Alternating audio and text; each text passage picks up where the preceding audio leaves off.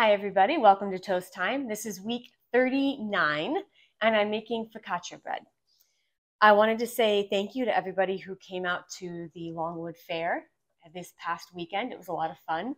I was doing a baking bread demo there. Thank you for your support and for coming to hang out and chat. All right, for the focaccia, this is water, yeast, semolina flour, salt, olive oil, and bread flour.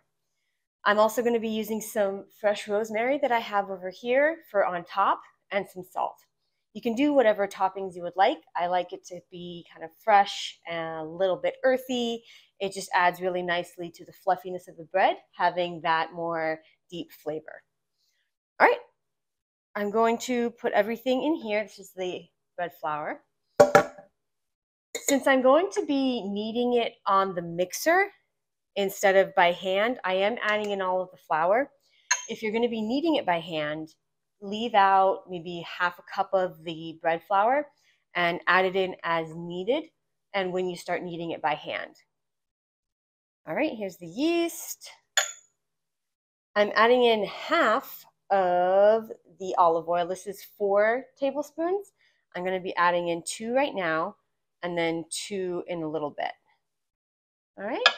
And lastly is the water. I'm going to put this on the mixer with the dough hook, and it will go for, I don't know, maybe 2 minutes or so. And then I'm going to add in the extra olive oil. I want this to get all mixed together and then gradually add in the extra oil. It's been going on the mixer for a couple of minutes, and I've been slowly adding this in. I wanted to clarify why exactly I said gradually adding it in, because if you just dump it all in at once, your dough is going to be sliding around the bowl and never really kneading. It's just going to kind of be sloshing around. If you add in a little bit, it'll incorporate, a little bit more, it incorporates, and you just keep doing that until it's all gone. I'm almost there now. This was kneading for about 8 minutes. I cleaned up my workspace while I was waiting for it, and this is the dough. It's nice and elastic and smooth. It's also a little bit sticky, which is what you want, because if you have a bit of a wetter dough, then you are going to get some more kind of air pockets in it that'll stay. So I just want to try and get all of this out of the bowl. There we go. And I'll lightly put it into a ball shape, just bringing it up around the sides. Flatten it a little bit so I can kind of monitor how much it's growing. I'll put it in a glass bowl since it will be able to have a more even rise in here. And put a shower cap on it. For those of you who don't know, shower caps are my favorite instead of using saran wrap, because you can get a pack of 8 or 10 of these for 98 cents. They're reusable. They go around and stay nice and easily. I find them easy and very convenient. All right, this is going to double in size. I'm guessing maybe about an hour, hour and a half, but I'll let you know when I come back how long it actually took. This actually only took 45 minutes. I am baking potatoes in the toaster oven, and I set this next to it. If I set it on top, it would have gotten way too hot. I kind of wanted to use the emanating heat from it to kind of help it rise, but it rose very quickly. And now it is this big. The little one going behind me. All right, and you can see it's kind of jiggly too, which is nice. There's a lot of air in there. I'm gonna take my olive oil and put it right onto the pan.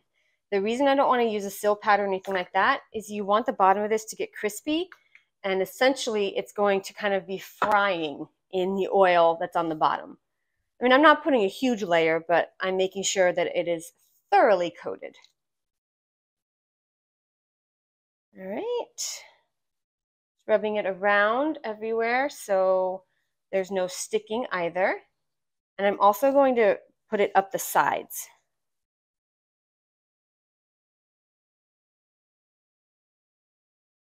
All right.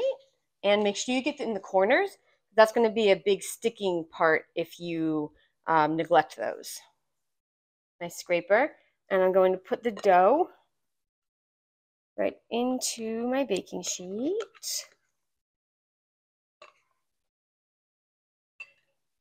And stretch it out. Then I'm going to let it rest for 15 minutes. And we'll do, after that, the signature pokes with the finger so that you get that nice dimpling effect. And yeah, and then it rises again. So right now, Cora, my helper, and I are going to drizzle olive oil. Cora Bell, yes. Okay. Now, very lightly, we're going to just rub that oil on top, okay? It's okay. Really? We're going to wash hands after. It's okay. I don't want it. You don't? Okay, so I rubbed it all in, okay? Okay. Now, we're going to take fingers like this, like a claw. Go ahead. Your claw. And then we're going to poke holes all over the top. That doesn't seem really bad. Go ahead. Right? It's fun. There you go. Not super hard. Not super hard. Good. But just a little hard. Boop, just boop. A little hard, right? That's right. Just like that. Good. No, I wanted it popped up. But why is it popping?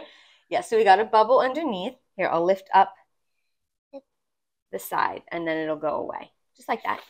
Okay? All right, do you think we have enough holes? So what this does is it enables the oil to get down into these holes, and it really creates a nice crispy crust. Are you using the olive oil as lotion now?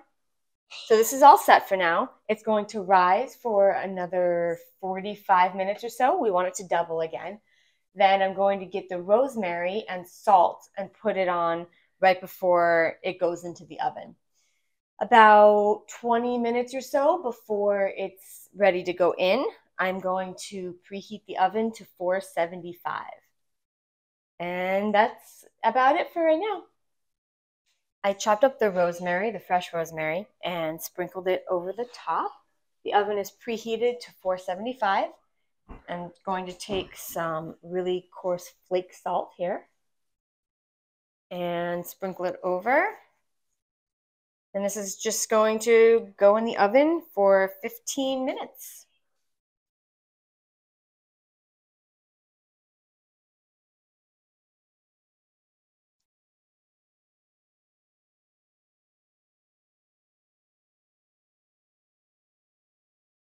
There we go.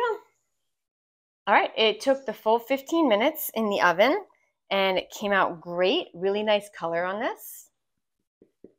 It's gonna be nice and crispy and the bottom looks great. Got some big bubbles going with that heat in there. Cut off a hunk of this and let's do a taste test. Let's see the inside. Ooh, really fluffy. All right. Who wants a taste test? Cheers. Ooh, that's really good.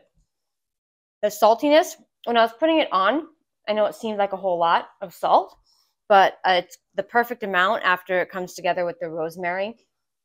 And the inside is really nice and fluffy. Outside is crispy. It's a really cool texture. It's trying to describe it. When you press on it, it kind of crumbles in a little bit because of the oil. It doesn't snap. But it's really good. This is great for so many things.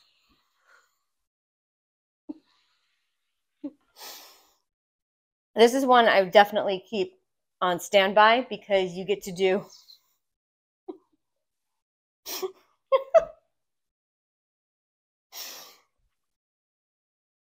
It doesn't really take that long, and you can do so many different toppings with it, and then you can cut it in half for sandwiches. It just has a lot of uses, and the flavor is great, but it's also still kind of a flat bread. Thank you for joining me. If you like the videos, please like, subscribe, follow, comment, all of that. It's very much appreciated. I hope you have a wonderful week, and I'll see you next toast time.